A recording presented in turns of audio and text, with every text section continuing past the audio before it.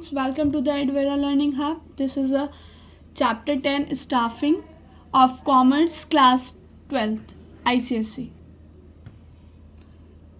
Staffing means कैसे आप staffs का मैनेजमेंट करते हो, इन सारी चीज़ों के बारे में पढ़िएगा। इस चैप्टर को पढ़ने के बाद आप एबल हो जाओगे सारी चीज़ों को समझने के लिए। तो मेरा ये सजेशन है कि आप इससे आंसर फ्रेम करके एक बार चेक कर लो कि आपसे प्रॉपरली बन पा रहा है या नहीं। Okay, so meaning of staffing. Meaning of staffing का मतलब होता है कि इसको ऐसे डिफाइन किया गया कि एक ऐसा प्रोसेस जो कि हायर करता है और डेवलप करता है कुछ रिक्वायर्ड पर्सनल्स को फिल करने के लिए वेरियस पोजीशंस को ऑर्गेनाइजेशन में, इन्वॉल्व करता है कुछ एस्टिमेटिंग नंबर्स को, टाइप्स ऑफ पर्सनल रिक्वायर्ड हैं, क्या रिक्रूटिंग करना है एंड डेवलप करने के लिए। ओके,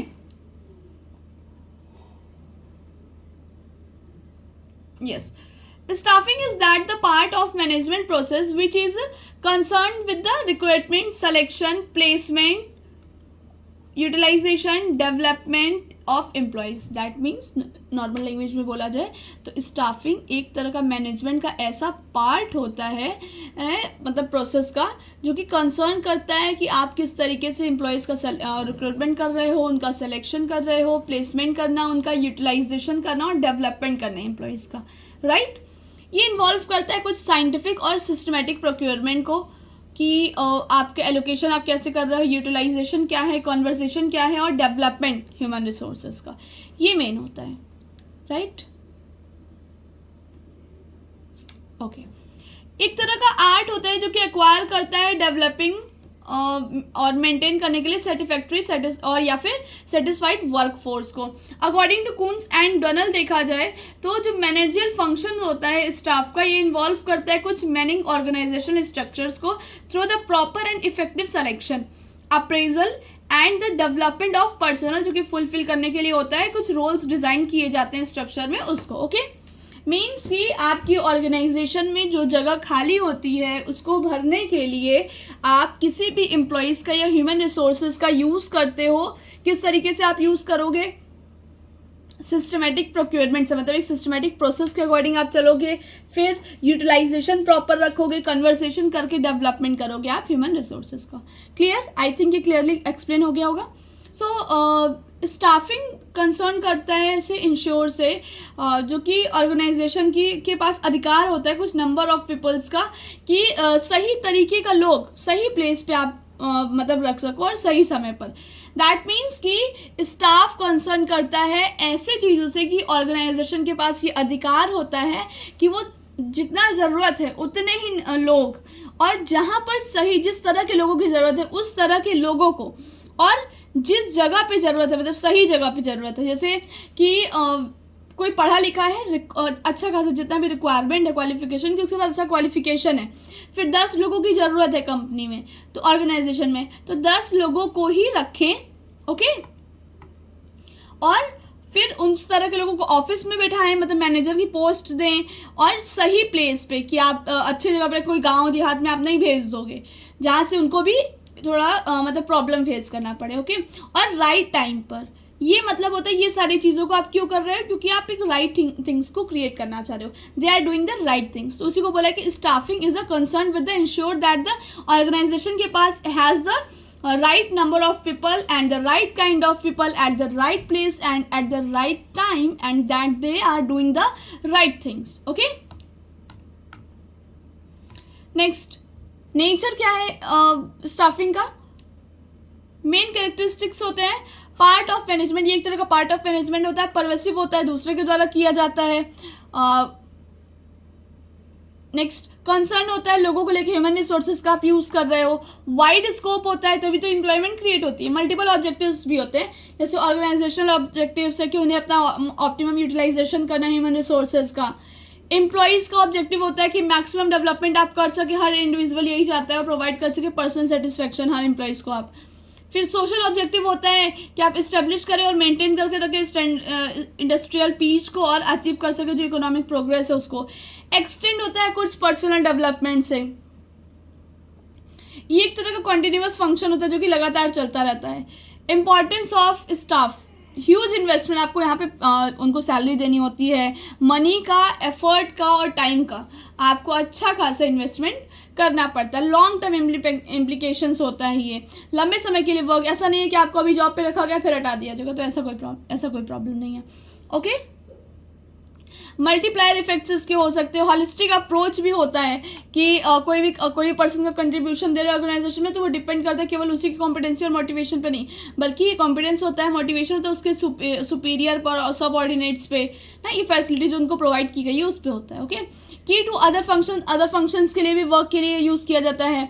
और लेबराइजेशन और ग्लोबलाइजेशन का भी ध्यान रखा जाता है स्किल्सफुल मैनेजमेंट के लिए। Next, meaning of recruitment. Recruitment का मतलब होता है, आप ऐसे समझिए कि आप भर्ती ले रहे हो कि ना,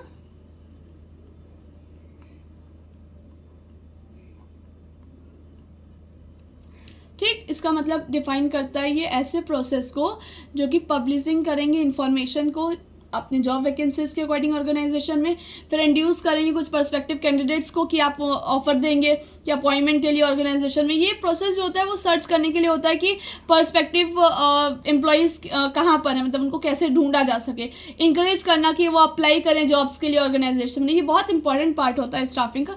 इवन सबसे पहला प्रोसेस यही होता है। ओके, ये एक ऑनगोइंग प्रोसेस, मतलब कंटिन्यू प्रोसेस होता है, जो कि जो रिक्रूटमेंट होता है उसका ऑब्जेक्टिव टू प्रोक्योर करना होता है sufficiently large number of qualified candidates को लेना जो कि एलिजिबल होंगे एम्प्लॉयज़ के लिए, और उनको सेलेक्ट किया जाए। ओके, इससे रिक्रूटमेंट को ये भी कहते हैं पॉजिटिव प्रोसेस भी कहते हैं। रिक्रूटमेंट ब्रिंग करता है कुछ ऐसे, मतलब साथ में जॉब देने वाले को, मतलब एम्प्लॉयर है, और जॉब लेने वाले को, जॉब सीकर्स, एप्लीकेंट्स ना, इन सबको ब्रिंग करता है, एक साथ ले आता है। Okay, recruitment can be made either from the inside of the organization से भी हो सकता है और आउटसाइड ऑफ ऑर्गेनाइजेशन से भी होता है, मतलब जैसे प्रमोशन अगर हो गया, ट्रांसफ़र हो गया, तो इस तरह का भी है। नेक्स्ट, कुछ फॉलोइंग स्टेप्स होते हैं। सबसे पहले आप आइडेंटिफाई करोगे सोर्स क्या है सप्लाई का, फिर पब्लिशिंग करोगे इन्फॉर्मेशन को कि जॉब वैकेंसीज आ गई ऑर्गेनाइजेशन में, एडवर्टाइजमेंट के लिए चाहिए वैकेंसी, न्यूज़पेपर स्टिमुलेट के लिए चाहिए, ये सब है। फिर असेस करोगे अल्टरनेटिव सोर्सेज को, मैन पावर है या चूज़ करोगे आप बेस्ट रिसोर्स उसमें से। फिर कांटेक्ट करोगे आप कुछ चूजन सोर्सेज से रिक्रूटमेंट के और सिक्योर करोगे एप्लीकेशंस को, राइट। सोर्सेज क्या क्या है रिक्रूटमेंट के? एक इंटरनल सोर्स होता है और एक एक्सटर्नल सोर्स होता है, वही मैंने बताया ना, प्रमोशन या फिर ट्रांसफ़र, है ना। फिर इसमें तो काफ़ी एक्सटर्नल आ जाते हैं कि आपने एडवर्टाइजमेंट किया है उसके बेसिस पे, फिर एम्प्लॉयमेंट एक्सचेंज कर रहे हो, एजुकेशनल इंस्टीट्यूशंस हो गए, पर्सनल कंस्टेंट हो गए, कैजुअल कॉलर्स हैं, फैक्ट्री गेट है, रिकमेंडेशंस हैं, कॉन्ट्रैक्टर और जॉबर्स हैं। तो इस तरह का एक्सटर्नल रिसोर्स होता है। ओके, सोर्स होता है। इंटरनल सोर्स मतलब पीपल रेफर करते हैं ऑलरेडी जो एम्प्लॉयड है, पहले से ऑर्गेनाइजेशन में काम कर रहे हैं, उनको वैकेंसीज हाई लेवल पे ले जा रही है, प्रमोट कर रहे हैं लोगों को, लो लेवल से वो हाई लेवल पे जा रहे हैं, तो प्रमोशन भी एक तरह से इंक्लूड होता है इसमें। नेक्स्ट, किसी वजह से आप एक शहर से दूसरे शहर में ट्रांसफ़र ले रहे हो, तो आप उस शहर की कंपनी में आप वर्क करना शुरू कर रहे हो, तो ये हो गया। एडवांटेज ऑफ इंटरनल सोर्सेज क्या है? फैमिलियरिटी रहती है इसमें, इकोनॉमी अच्छा रोल प्ले करता है, मोटिवेशनल वैल्यू होती है, बेटर यूटिलाइजेशन किया जा सकता है आपके एग्जिस्टिंग टैलेंट का। मतलब कि जैसे वो एम्प्लॉई है उसके पास टैलेंट अच्छा है बट उसके लिए थोड़ा लोकेशन प्रॉब्लम क्रिएट कर रहा है, तो आप बोलोगे कि मेरी ये वाले कंपनी में आप, ये वाले ब्रांच में आप आ जाइए, तो उससे क्या होगा, जो आपके पास एक अच्छा टैलेंट है ह्यूमन का, आप उसको लॉस भी नहीं करोगे और अपना वर्क भी आप अच्छे तरीके शार्पली उनसे ऑप्टिमल यूटिलाइजेशन ले लोगे। ओके, टाइम सेविंग भी होता है। अगर इंटरनल रिक्रूटमेंट है तो अच्छी चीज़ें बाहर से ढूंढना नहीं पड़ता है, बहुत इंटरव्यू ट्रेनिंग वगैरह नहीं लेना पड़ता है, एक्सपीरियंस के बेसिस पे वो प्रमोशन दे देते हैं। अब लिमिटेशन क्या आ रही है? लिमिटेड चॉइस होता है ना, इनकम्प्लीट सोर्स रहा, इनब्रीडिंग रहा, लैक ऑफ कंपटीशन भी नहीं होता है, और कुछ कन्फ्लिक्ट्स भी होते हैं कि नहीं इनको वर्क किस वजह से दिया गया, कुछ पर्सनल मैटर तो नहीं है, तो इस तरह का। एक्सटर्नल सोर्स क्या है? जैसे एडवर्टाइजमेंट आपने किया, एम्प्लॉयज़ को एक्सचेंज किया, मतलब एक एम्प्लॉयज़ जो पुराना है वो बोलेगा कि मैं सर मैं अपनी जगह पे दूसरे को आपको सजेस्ट कर रहा हूँ, रिकमेंड कर रहा हूँ, आप इनसे वर्क करा के, या फिर मतलब इनके पास भी ये स्किल्स है, आप एक बार देख लीजिए, तो वो एक रिकमेंड कर देता है। एजुकेशनल इंस्टीट्यूशन से होता है, कैंपस रिक्रूटमेंट है, इस चीज़ पे उसके अकॉर्डिंग भी जाते हैं, जैसे जो स्टूडेंट्स रहते हैं, कॉलेजेस के स्टूडेंट्स हैं, टेक्निकल इंस्टीट्यूट्स है, मैनेजमेंट स्कूल से, वहाँ पर जाते हैं, वहाँ से लोगों के बच्चों का इंटरव्यू लेते हैं, शॉर्टलिस्ट करते हैं कुछ कैंडिडेट्स को और फिर उनको प्लेसमेंट के लिए असिस्ट कर लेते हैं। नेक्स्ट कुछ प्लेसमेंट एजेंसीज भी होती हैं जो जॉब दिलाने के लिए हेल्प करती हैं, मतलब जो जॉब सीकर्स हैं वो जाएंगे उन एजेंसीज के पास, और जो जॉब गिवर हैं वो देखेंगे कि कौन एम्प्लॉयर है, वो देखेंगे कि हाँ ये कैपेबिलिटी मैच करिए, तो वो आपस में मैच करा देंगे। कुछ कमीशन बेसिस पे भी रहता है। कैजुअल कॉलर जो है, अच्छा ऑनलाइन भी चलता आ रहा है जो ये है प्लेसमेंट एजेंसी, जैसे आप देखिए इंडीड है ना, इंडीड है, एक अपना प्रोफाइल करके है, लिंक्डइन है, सबसे बड़ी बात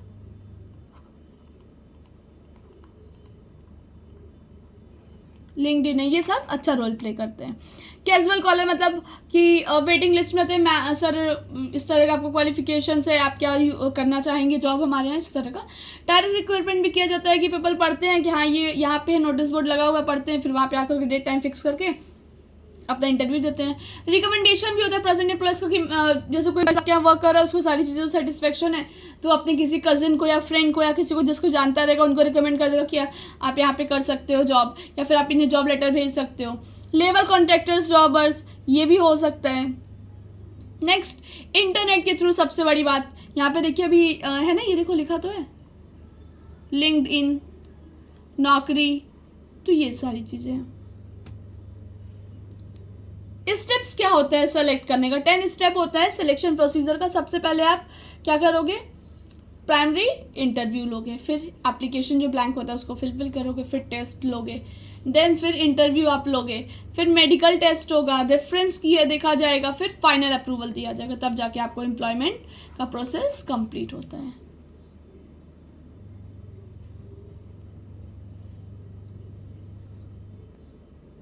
अभी इससे कोई डिटेल में एक्सप्लेन किया है, मुझे नहीं लगता एक्सप्लेन करने की ज़रूरत है।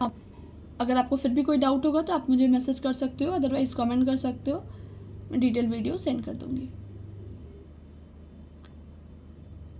मीनिंग ऑफ ट्रेनिंग, मीनिंग क्या है ट्रेनिंग का? ये एक ऐसा प्रोसेस होता है जो कि इम्प्रूव करता है जॉब के नॉलेज को, स्किल्स को किसी भी एम्प्लॉयज़ के, है ना, जो इनेबल है उसको परफॉर्म करने के लिए अच्छे तरीके से। एक ही ऑर्गेनाइज्ड और सिस्टमेटिक एक्टिविटीज़ होती है जहाँ पर लोग एक्वायर करते हैं नॉलेज को, स्किल्स को, कोई स्पेसिफिक जॉब करना है उसके लिए। इस तरह का ये 2 वे प्रोसेस होता है जहाँ पर, क्योंकि किसी को ज़रूरी होता है सीखना और कोई सिखाने वाला होता है ना। मतलब कि कोई भी आप कंपनी में जॉब कर रहे हो तो वहाँ पे आपको ट्रेनर भी होते हैं, ट्रेनिंग देंगे, और वो जो एम्प्लॉयज़ होते हैं उनको ट्रेनिंग चाहिए होती है, तो ट्रेनी भी होते हैं। ओके, इसका ये पर्पस इसका होता है ट्रेनिंग का कि मोल्ड कर सको आप ऐसे बिहेवियर, मतलब लोगों के बिहेवियर को, ताकि आप अपने जॉब को और बेटर वे में कर पाओ, अचीव कर पाओ गोल्स जो है। ट्रेनिंग प्रोग्राम्स को वो हेल्प करता है आपका इम्प्रूव करने के लिए नॉलेज को, स्किल्स को, एटीट्यूड्स को एम्प्लॉयज़ के, तो ये सारी चीज़ों में हेल्प करता है। Training and education, training and ये एक तरह का ऐसा होता है, डिफ्रेंशिएट होता है एजुकेशन से। यहाँ पे दोनों होता है, मतलब कि both are element of learning process, ये लर्निंग प्रोसेस होता है, बट यहाँ पे क्या होता है, वर्किंग अकॉर्डिंग वर्क करते हो, जैसे आप वर्क कर रहे हो उसके बीच में ट्रेनिंग होगा, शॉर्ट टर्म के लिए होगा। एजुकेशन मतलब आपको पूरा डिग्री विग्री का रहेगा, आप यहाँ से समझिए। नेचर इसका क्या है, प्रैक्टिकल होता है, ये थ्योरेटिकल होता है, ये जॉब से रिलेटेड होता है, ये जनरल होता है, मतलब हर कोई एजुकेशन लेता है ना। नॉन मैनेजर्स जो होते हैं उनको इसकी ज़रूरत पड़ती है, कौन पार्टिसिपेट कर सकता है ट्रेनिंग के लिए। ओके, यहाँ पे वर्कर मैनेजर सब पढ़ाई कर सकते हैं, कोई को रोक नहीं है। ड्यूरेशन शॉर्ट टर्म होता है और यहाँ पे लॉन्ग टर्म के लिए होता है। ये एम्प्लॉयर के द्वारा दिया जाता है, ये गवर्नमेंट या फिर कोई इंडिविजुअल इंस्टीट्यूशन के अकॉर्डिंग दिया जाता है। ये इम्प्रूव करता है जॉब के परफॉर्मेंस को और ये नॉलेज को इम्प्रूव करेगा। It's narrow and it's broad. Okay, training and development की बात किया जाए तो इसका पर्पस होता है कि वर्कर्स को प्रोफिशिएंट रखे उसके प्रेजेंट जॉब में। ये प्रिपेयर करता है एम्प्लॉयज़ को कि आप हैंडल कर सको और भी ज़्यादा रिस्पॉन्सिबिलिटीज़ को, चैलेंजिंग को जॉब में अपने फ्यूचर में, है ना। ये डेप्थ नॉलेज आपको देता है, टीचिंग मेनली टेक्निकल स्किल्स के लिए, और यहाँ पर ह्यूमन और कॉन्सेप्चुअल स्किल्स को ध्यान में दिया जाता है, टीचिंग किया जाता है। यहाँ पर लेवल ऑफ ट्रेनीज का मेंट होता है, नॉन मैनेजरल पर्सनल होते हैं, यहाँ पे जो होता है वो मैनेजरल पर्सनल होते हैं। स्कोप ऑफ लर्निंग यहाँ पे डेवलपिंग स्किल्स होता है ऑलरेडी जो प्रोसेस्ड होता है वो वर्कर्स के थ्रू, और यहाँ पे डेवलपिंग हिडन क्वालिटीज़ होती है, टैलेंट होता है पर्सनल का।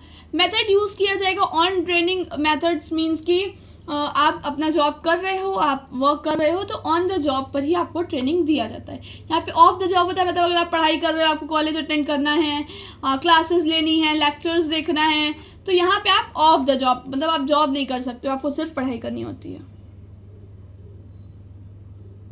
क्योंकि जॉब रोटेशन हो गया, लेक्चर्स होते हैं, काफ़ी चीज़ों को ध्यान में रखना होता है।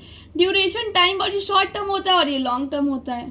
ओके, एम्प्लॉयज़ के थ्रू इनिशिएटिव होता है और यहाँ पे एम्प्लॉयज़ के थ्रू।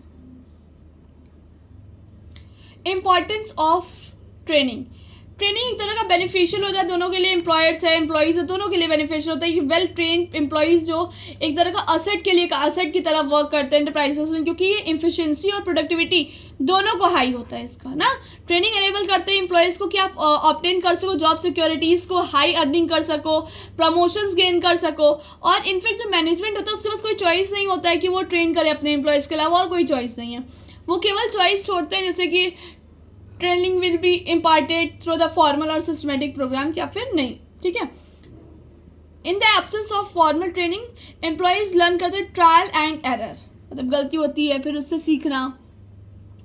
अगर आपने प्रॉपरली फॉर्मल ट्रेनिंग नहीं दी है तो फिर एम्प्लॉयज़ कैसे सीखते हैं? वो गलती करते हैं, फिर उसको सुधारते हैं, फिर गलती करते हैं, फिर सुधारते हैं, तो ऐसे करके कहीं ना कहीं जा करके काफ़ी टाइम भी कंज्यूम हो जाता है, क्योंकि वो गलत भी कर लेते हैं, गलत तरीका कोई भी काम करने का, तो उसमें टाइम भी काफ़ी लगता है, काफ़ी लंबे समय तक का प्रॉब्लम आता है। तो इसलिए फॉर्मल ट्रेनिंग जो होता है हेल्प करता है टाइम को आप घटा सको, कि आप किसी भी काम को कर रहे हो तो उसको कम से कम टाइम लगाओ, कॉस्ट भी बचता है, वेस्टेज ऑफ ये होता है ट्रेनिंग में। जो मेन बेनिफिट होता है ट्रेनिंग ऑर्गेनाइजेशन में, जैसे हायर प्रोडक्टिविटी बढ़ती है ना, रिड्यूस करता है सुपरविजन को,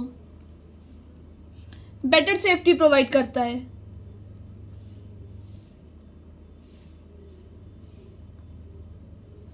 इकोनॉमिकल हेल्प भी करता है, हाई मॉरल होता है, सबसे मेन बात।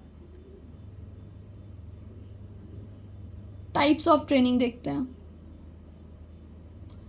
Types of training, training require करता है कुछ सर्वल पर्पस को, जैसे ओरिएंटेशन ट्रेनिंग हो गया, है ना, जॉब ट्रेनिंग हो गया। ओरिएंटेशन ट्रेनिंग क्या होता है? ये एक तरह का ऐसा इंडक्शन होता है, ओरिएंटेशन होता है जो कि सीख करता है, एडजस्ट करता है कुछ नए नए अपॉइंटेड एम्प्लॉयज़ को, कि आप अपने वर्क एनवायरनमेंट में आप उनको किस तरीके से मतलब एडजस्ट कर रहे हो, उनको एडजस्ट करने में थोड़ा प्रॉब्लम होता है। तो ये नए नए एम्प्लॉयज़ के लिए होता है जिनको ज़रूरत पड़ती है फुल फैमिलियर की अपने जॉब में से, सब ऑर्डिनेट से, with the rules and regulations को, ऑर्गेनाइजेशन के जो रूल्स रेगुलेशंस है उसके बेसिस पे। ओके, इंडक्शन क्रिएट करता है सेल्फ कॉन्फिडेंस को।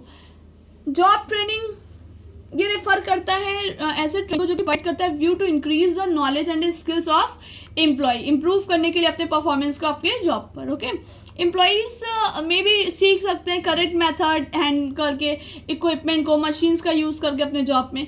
तो इस तरह का जो ट्रेनिंग होता है हेल्प करता है रिड्यूस एक्सीडेंट्स को, वेस्ट को, इनएफिशिएंसी को आपके जॉब पर। तो ये काफ़ी हेल्प करता है, मतलब आपका टाइम भी बचेगा, वर्क भी बचेगा, एफर्ट्स भी कम लगेंगे, और मनी का भी वेस्टेज नहीं होता। सेफ्टी ट्रेनिंग ये होता है प्रोवाइड करते मिनिमाइज एक्सीडेंट्स कम हो, डैमेजेस ना हो। ये इन्वॉल्व करता है ऐसे इंस्ट्रक्शंस को जो कि यूज़ किया जाए कि कोई भी डिवाइस को सेफली। नेक्स्ट है प्रमोशनल ट्रेनिंग, ये इन्वॉल्व करते हैं ऐसे ट्रेनिंग जो कि एग्जिस्टिंग एम्प्लॉयज़ है उनको इनेबल बना सके कि वो अपने परफॉर्म को और हाई लेवल पे करें, और एम्प्लॉयज़ उसके लिए पोटेंशियल है जो कि सेलेक्ट हो जाए, वो जो ट्रेनिंग दी गई है उससे पहले वो अपने प्रमोशंस में सेलेक्ट हो जाएं और उन्हें ये कोई भी प्रॉब्लम नहीं फेस करना पड़े, है ना।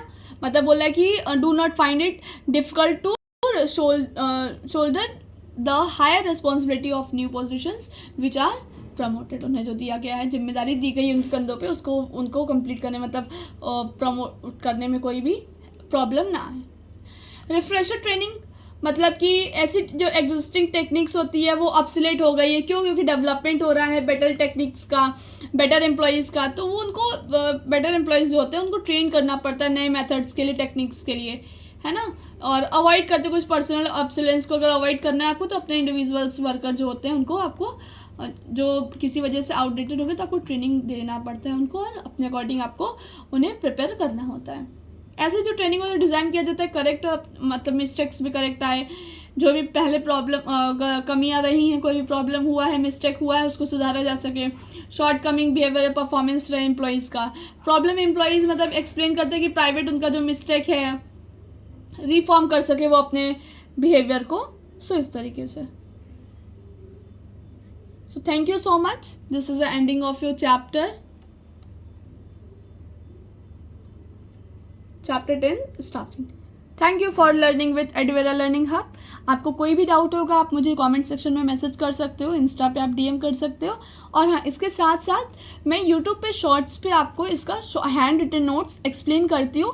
आप प्लीज़ वहाँ पर विजिट करें और अपने लर्निंग को और बेटर बना सके स्ट्रॉन्ग पिलर की तरह. Okay, best of luck for your exams.